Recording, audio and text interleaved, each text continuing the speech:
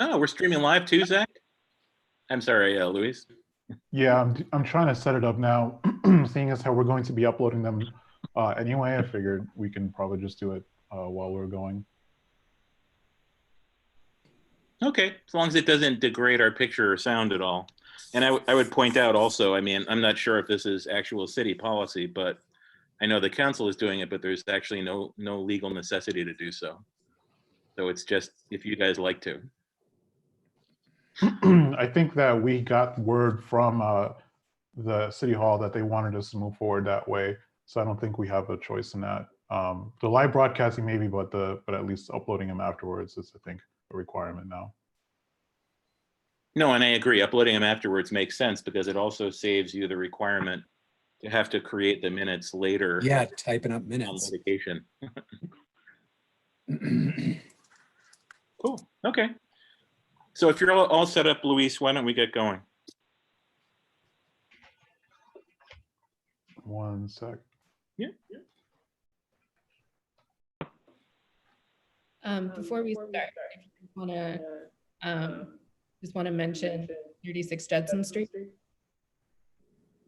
Please. I know that it's on the agenda for today. I'm not sure where the feedback is coming from. I know it's on the agenda for today, but discussions are ongoing with them, so we're not going to hear that matter today. Yeah, did I see something? It's pushed back to the May meeting. Is that? Yeah. Okay. Okay, good. Glad to hear that there's conversation still going on that. By the way, Martin, before we get going for real, I really do think that haircut makes you look like Yondu. Noted.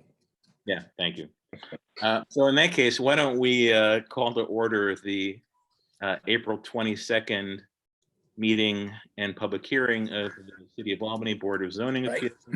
This is also our first meeting as a video conference, and so that should be kind of fun. And I look forward to the experience. So for those of you who are on the phone, I only see 2 of you.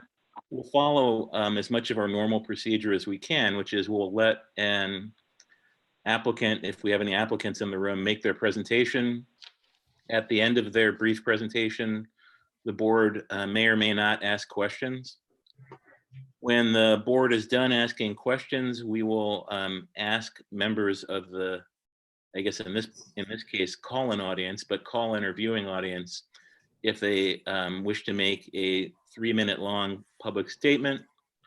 And at that point, we'll give the applicant the opportunity for a brief, and I stress the word brief, rebuttal, at which point the board may or may not ask questions again. If the board comes to a decision on the dais, or I guess there's no dais, but if we come to a decision on the video, then we will vote and take action at this meeting. Otherwise, we'll hold over final action until a future meeting of the board, and planning staff will get in touch with you during the time being. Other than that, if we hold the case over, it is still possible to submit writings into the record between now and the next time that the board takes this matter up. And we have a few issues on the pending agenda, and just as a clarification, when we have things on the pending agenda for the Board of Zoning Appeals, unlike the planning board, that doesn't mean that we're going to call anybody up and ask them to present at a zoning board meeting. It just means that there are one of those issues may or may not be something we'll take up at the active public hearing and public meeting. So Luis, you all ready to go? Yes. Cool. And I'm sorry, I don't have the agenda in front of me. Do you mind reading up the case, Luis? Yes. So the first case, or did you want to run down all cases first? No, just call them. Call the first case. Okay. So the first case is going to be, 161 Washington Avenue Extension, number 204A. The applicant is Skechers. The representing agent is going to be Tracy Deal. This is going to be for the application of 2 signs totaling 78 square feet of wall signage when the maximum permitted amount in a mixed-use community highway is 64 square feet. And I'm going to transfer it over to, or I'm going to ask Tracy if you want to walk through the presentation, I'll advance when you let me know. Okay. So Skechers is going to occupy the property that is at the 161 Washington Avenue extension, space number 204A, which is an end space. They have requested 2 wall signs, and the wall signs that they're requesting exceed the ordinance because of the necessity for visibility. When you're entering the shopping center from the main thoroughfare at the entrance to the shopping center, the signs are not going to be visible at the code allowed square footage. And we've provided some illustrations to show what the sign would be like at the variance height and square footage versus the code allowed height and square footage. With the code allowed square footage, the sign would have no visibility. The problem is that it has a multi-tenant monument sign that is positioned at the entrance of the property, but it is also not visible at the main intersection where vehicles would be turning into the property. The multi-tenant monument sign is not legible from that intersection either, and it's over to the right when you come into the shopping center, and the store is over to the left. So the smaller sign will be detracted from simply just because it's not going to be visible, and even the sign that we're requesting at the variance is going to be barely visible, but much more so, at least from that point where that monument sign is located. But somebody would actually have to turn into the shopping center, and they'd be pulling up, the monument sign is on the right-hand side, and now you have confusion. They have to figure out, are they going to the right or are they going to the left, because they just simply can't see it. There are existing trees that potentially block some of the facade from various angles. And there are other tenants in the shopping center that have signs that are potentially grandfathered in that are much larger. And those also detract the eye away from this space. Skechers stores are not in every community, so this is something that is not going to be just local people coming here. These are people that are potentially looking for an outlet store, that are coming from outlying communities or even further away. So they're looking for this store coming into a community that they're not familiar with. So being able to have a sign that is adequately legible is extremely important for the business to be successful, viable, and for motorists to be able to navigate safely.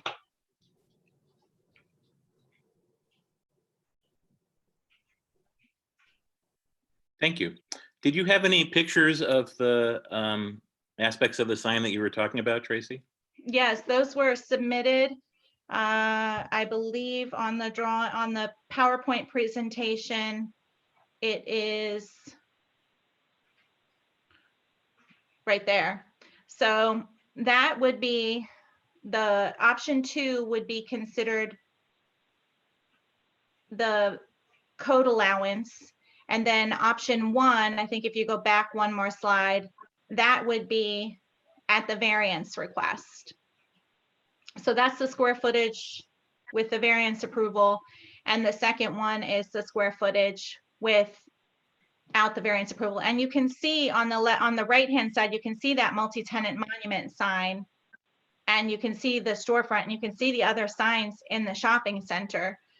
Even at this, I mean, we can't make it any bigger because it would be off of their facade, and that wouldn't make any sense. But even at the variance proposal, it's still a very small sign compared to the other ones in the shopping center.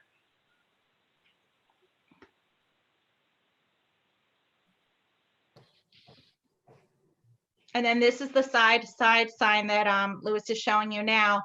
This is at the variance proposal, and this they're proposing more for cohesive and continuity, so that the side sign is the same as the sign that's on the front of the building. The code allowance, this would be the variance proposal, and the next screen would be the code allowed size. So it's much smaller. And the way that their trademarked logo is delineated, you can't you can't change it, you can't deviate it from it, you can't, it's just, that's the way that it is. And unfortunately, that means that with a small 32 square foot sign, it really is reduced visibility in this particular case.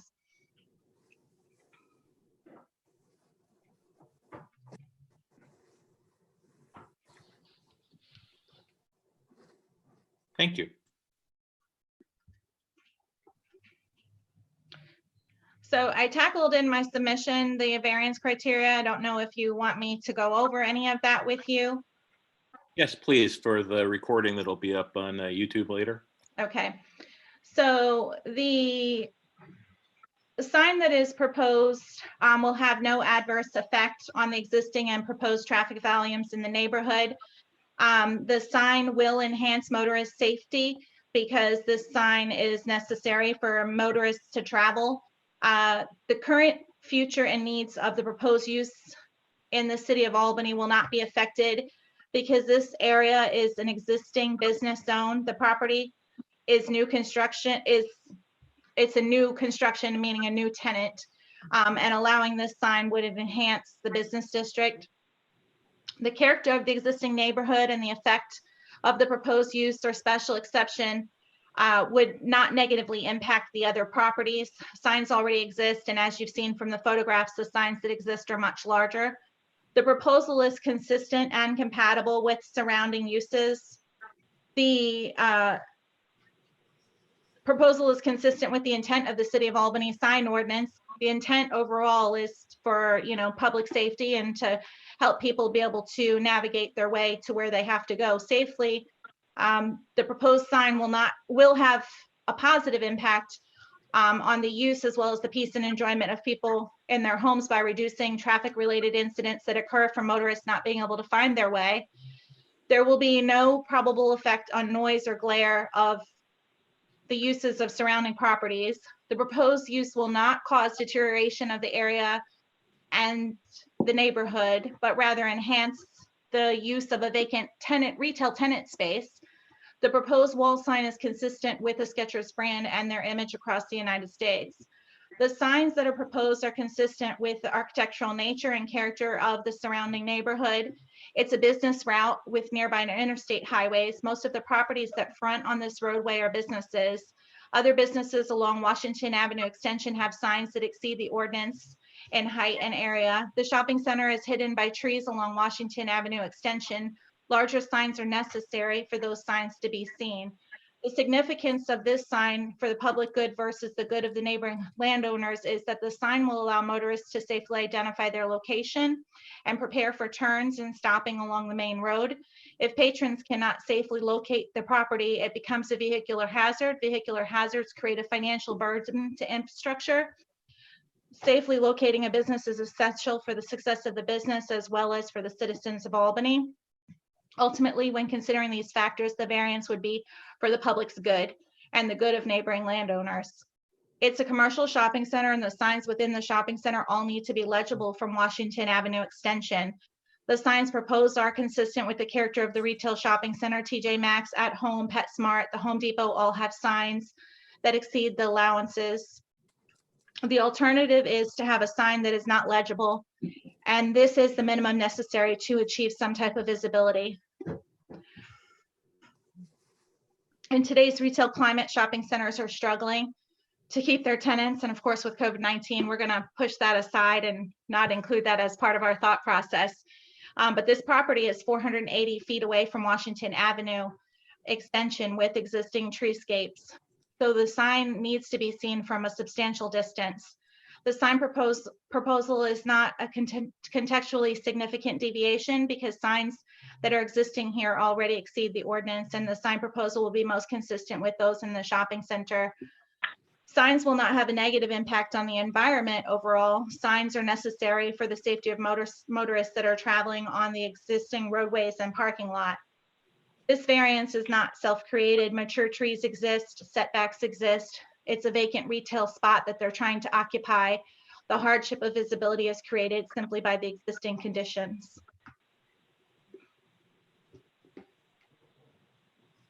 And that concludes that PowerPoint. Thank you. Are there any questions from the board? I guess I'll have a question since you mentioned the safety aspect. When you're determining the size of a sign and its relationship to public safety, are there any standards that you use for visibility at certain distances?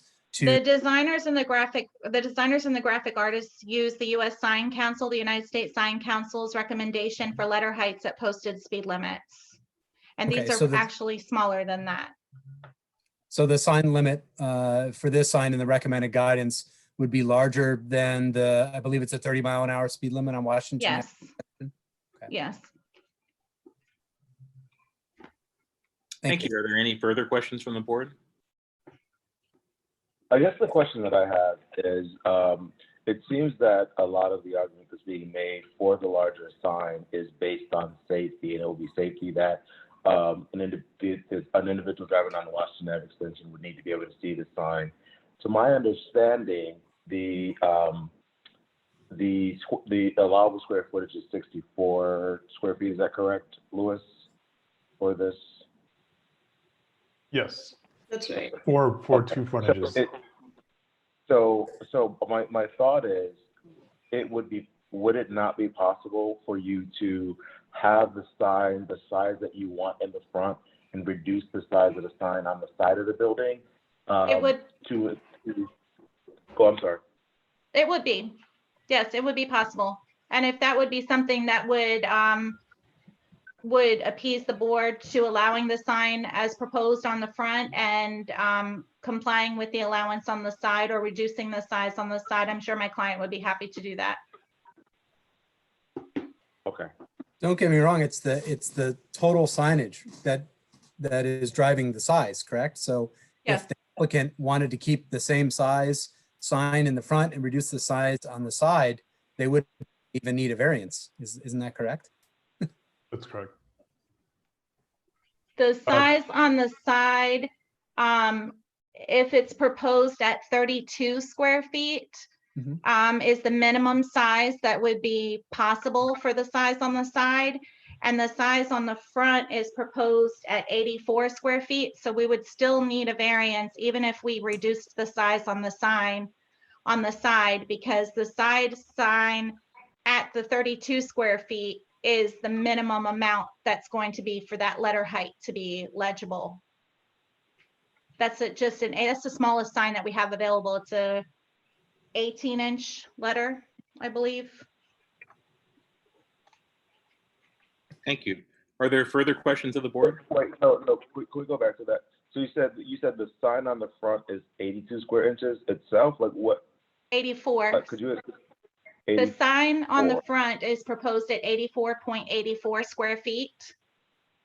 And the letter height on the side, if we took the side sign down to 32 square feet, it would still exceed the ordinance. And that's the sign in drawing, in the drawings that we showed an option 1 and an option 2. An option 2 would be 32 square feet for the side.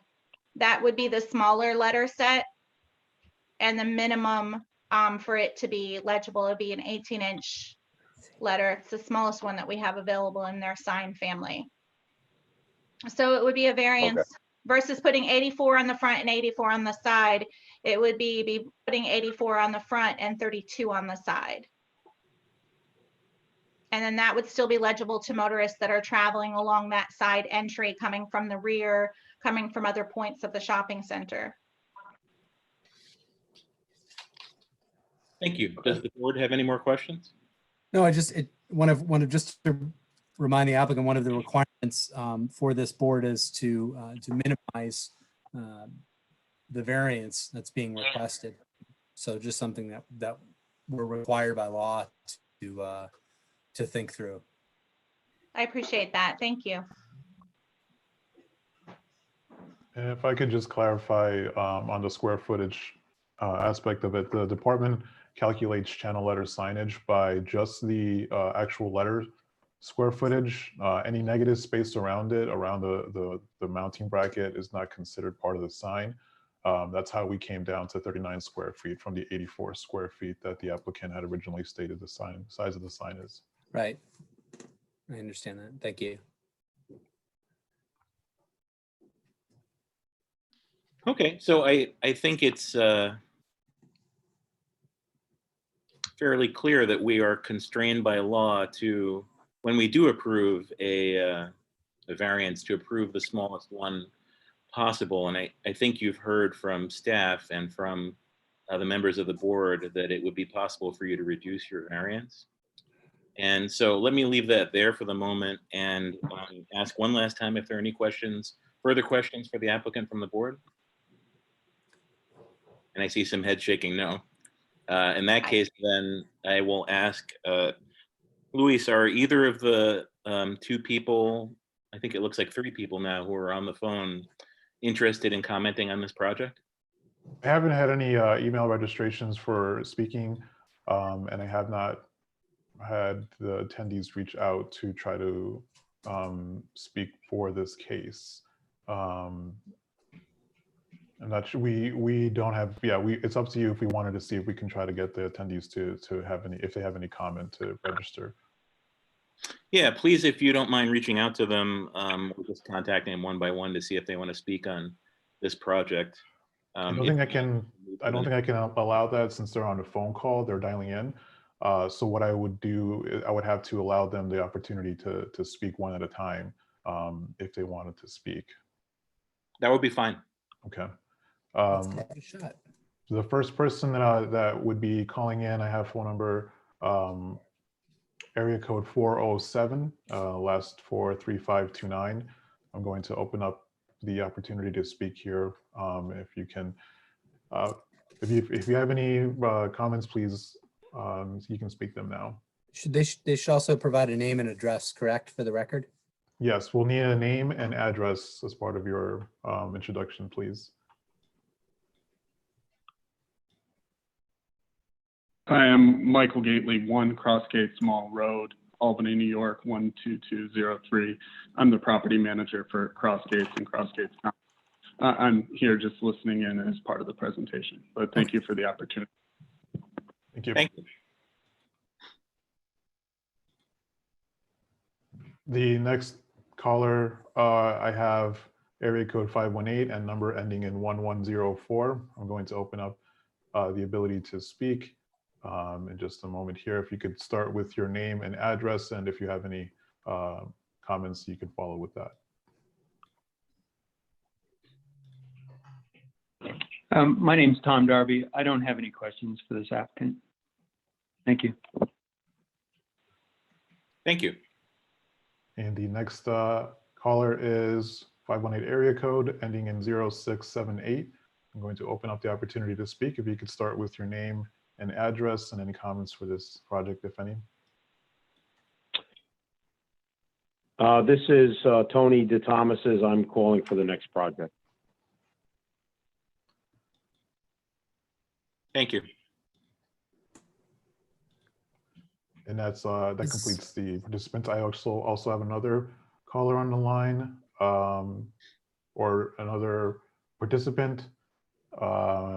We have Catherine on the line. If you would like to speak, you would be able to at this point if you introduce or start your introduction with your name and address, please, and your commentary. This is Catherine Dickert. I have no comment.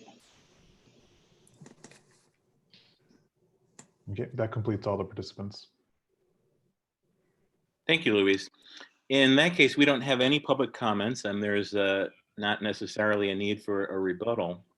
So what I'd like to do now is I'd like to hold this case over until the next meeting of the board. Ms. Deal, I suggest that you have a conversation with Department of Planning staff, if only to clarify the manner in which the department measures the signs, which may address some of your issues. And then I would also suggest that you discuss, as came out from the questioning, reducing the size of the sign on the side and reducing the variance so that it might be possible for us to consider granting it at the next meeting. Okay, thank you. Thank you. Thank you.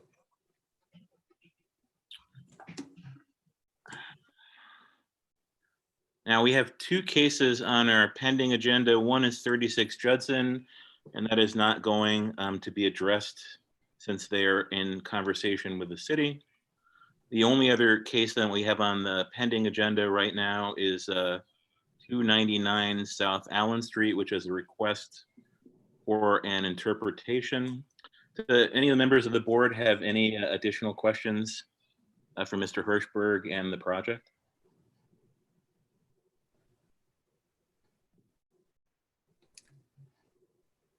Dinar, did you have a question about the use? The type of retail? I'm sorry, I had to unmute myself. I'm sorry. Yeah, I had a question about this for Mr. Hirschberg. So with this particular, I'm trying to gather myself at home. This is a little bit different for me. Give me a moment. Let's see.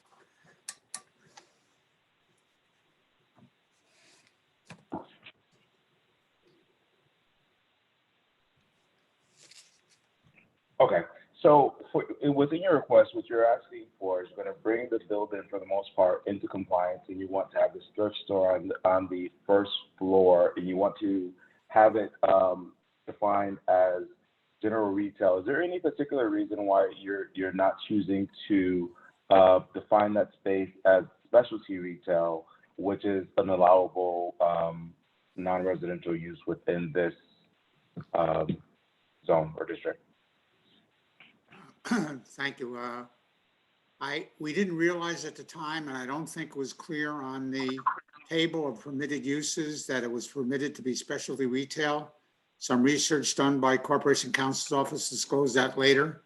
If this would be permitted by code, we wouldn't be here at all. But again, we started this process thinking that we had to show a reduction in impact between the office and the non-conforming use known as retail general to accommodate, for Pete's sake, the thrift shop.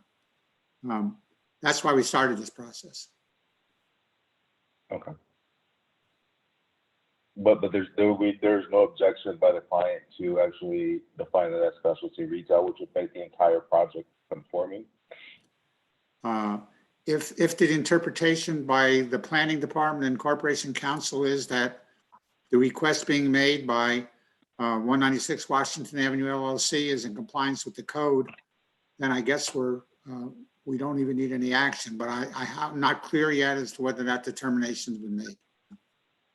Okay.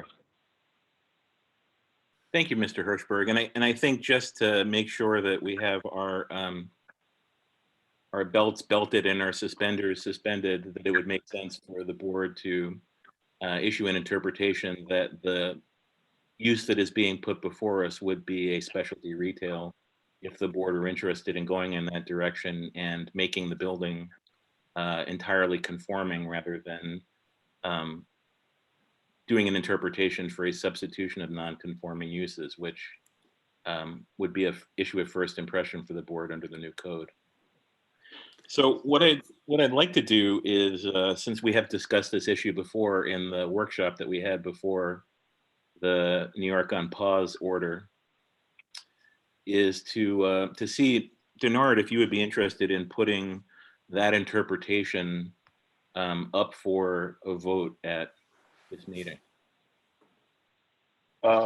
Sure. Let's see how I worded this. So I would like to, Mr. Chairman, I would like to offer interpretation that the retail space be defined as specialty retail. Would that be the way to word the proposal? I think that would be sufficient for our purposes. Could I get a second for that, please? If I might, don't we have 3 people that have called in that would like to provide some comment? If they would like to comment on this case, we're willing to hear it, yeah. I think that's probably a good idea before we go to putting motions on the record. They may have questions for the applicant that might factor our decision process. So I just would prefer to have that as a process before we put any motions on the table. And I still have some questions too. But I can make questions after a second. No, so we have a motion on the floor. Let's set the motion aside for a moment. We received a chat from one of our call-ins, Ms. Dickert. Oh, that's helpful. No comment, thank you. If you saw the little flashing light at the bottom of your screen. Luis, would you like to ask the other two folks who are on the phone if they would like to make a comment about the project? Yep, we actually only have one other listener calling in, so I'll just go ahead and ask them now. Caller with area code 518 ending in 0678. If you have commentary, please start with your name and address and follow your commentary. Yes, this is Tony DeThomas's. I'm the owner of 196 Washington, the owner of the building on South Allen, and I'm just here in case anybody has any questions for me. Does the board have any questions for the gentleman who called in? No. Okay, thank you. Adriana, you said you wanted to ask Mr. Hirschberg a question before we took up the motion? Yeah, I mean, it's a question actually maybe for both. I'll start with Mr. Hirschberg. I'm just curious, Mr. Hirschberg, you know, why you weren't sure that specialty retail could work, I guess. There's no definition of specialty retail, which includes thrift shop. So we were playing it safe and say, since there's no definition of specialty retail, which was classifies for Pete's sake thrift shop as specialty retail, we didn't withdraw our request, and we kept it in there because at the last minute we didn't want somebody to say, hold on, you don't meet the definition of specialty retail. That was really our concern here. But if this motion will define it as specialty retail, that if this thrift shop is a specialty retail, then I think it gives the planning board a chance to move on. We still have a staff review to do with regard to site plan once this issue is resolved. Okay, and you have no objection like that? It's fine with you and your client? No, again, as long as there's no objection by either the planning staff or corporation counsel to this motion, we're comfortable with it. Okay. Thank you. And Adriana, did you have a question for counsel? Let me just reread the definition of specialty retail.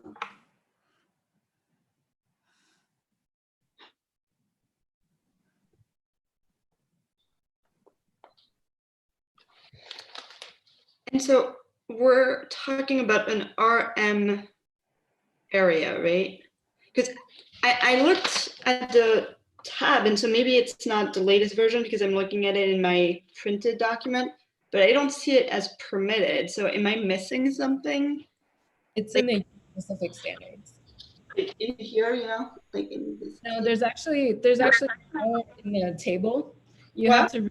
There's actually an error in the table. You have to look at the description of the RM zone. Okay. So there's a P. There should be a P in that table, is what you're saying. Okay. Okay, that helps. Thank you. Okay. Are there any other questions of the board? Hearing none, do we have a second to Denard's motion? I will second. Thank you. Is there any wish to discuss this case before we move on to take a vote on the motion? If I could just ask if you could go through the rest of the requirements that are actually in the description of RM. Do you mind doing that, counsel? I don't have the zoning code in front of me. So give me a second. Can you give the reference so I can read along? Give me a second. Yeah. I'm happy. On page 19 of the USDO, I believe.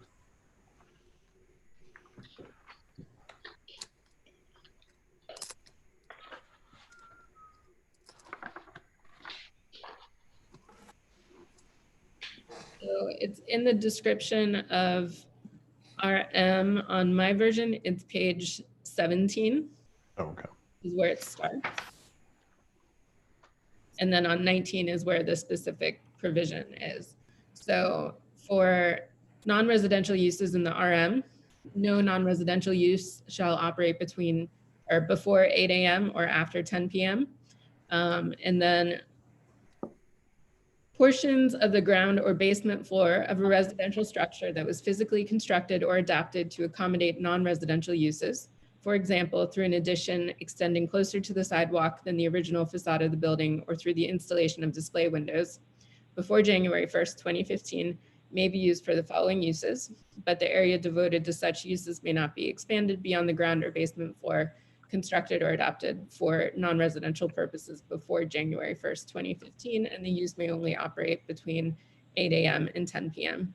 So as a permitted use then, specialty retail, office, or personal or business services. I know that's a mouthful. Thank you, Council. And for the purposes of the motion, you would like that tacked onto the motion? Well, I think that I'm not entirely sure if the motion is just to decide that this is a specialty retail use, or if you're going to find also that it's specialty retail and that it qualifies under this non-residential use provision. I believe, and please correct me if I'm wrong, Denard, that it was just to interpret this use in this space as specialty retail? Correct. Correct. Do I need to amend the motion, Council, to include that? With the second statement? Or is the first one sufficient?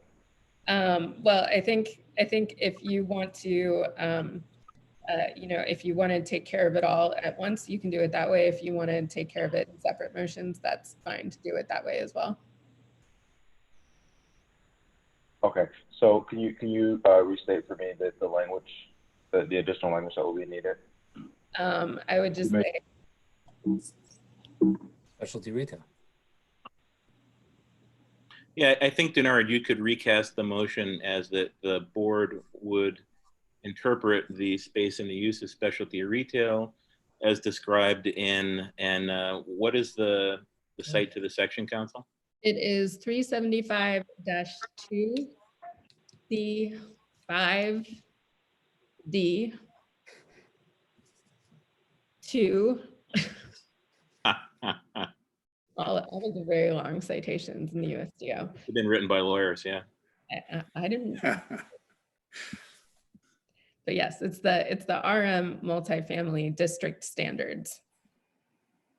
Okay, thank you. Denard, would you like to amend your motion? I will try doing the proper thing. How about Walk into it. Mr. Chair, I move to define the retail space as defined in the proposal as in accordance with the RM 375-2C5 D2B1 to be interpreted as specialty retail for this particular case, Thank you. Do I have a second? I will second. I was going to ask you if you could recite the site too, Martin, but There, I said it. thank you. And would the members of the board like to make any comment or discussion on this interpretation? Thank you. I'm going to use chairman's prerogative, and I'm actually going to make a brief comment on it. And I think one of the things that is worth doing is that we had an interpretation that we did some time ago on New Scotland Avenue, and that was the micropigmentation case. And there are some significant differences, I think, between that case and this one, and for that matter, in office use and the specialty retail use, among other things. We found at the time when we were talking about the micropigmentation case that as it was a professional-based business, that there would be appointments and very, very small amounts of regularly scheduled car traffic. In contrast, a specialty retail would have people coming in and out all the time, and theoretically at least more than a small number of people, that is hopefully for the operator of the store, more than a small number of people coming in and out of the thrift store. There's some other, I guess, differences between them, but that's one of the ones I think that are significant to outline the differences between the two uses. So I'd like to put that on the record, and if no one wants to add anything to that, I would like to put it to a vote. So all of those in favor of interpreting this use in this location as specialty retail, could you please say aye? Aye. Aye. Any opposed or abstaining? Hearing none, motion carries. Thank you all, and that is the entire agenda for tonight. So I'd like to bring to a close the public hearing and public meeting of the Board of Zoning Appeals for the night of April 22nd. Thank Before you. you do, I want to thank Luis for shepherding things through this. It was like you were doing a radio show. So I appreciate you're taking the time, setting this up, jockeying the calls. Just good job. So thank you for doing that. Thank you. Thank you. I do have one complaint. I look much more handsome in person than I do on a video. You have to get Martin to work on your background. Yeah. This light though isn't doing me any justice of being right in my face. So, you know, Yeah. Could figure that out. Well, thank you, and we'll be back at our regularly scheduled workshop in May. Much appreciated. Thank you. Thanks, everybody. Be safe. Night. Thank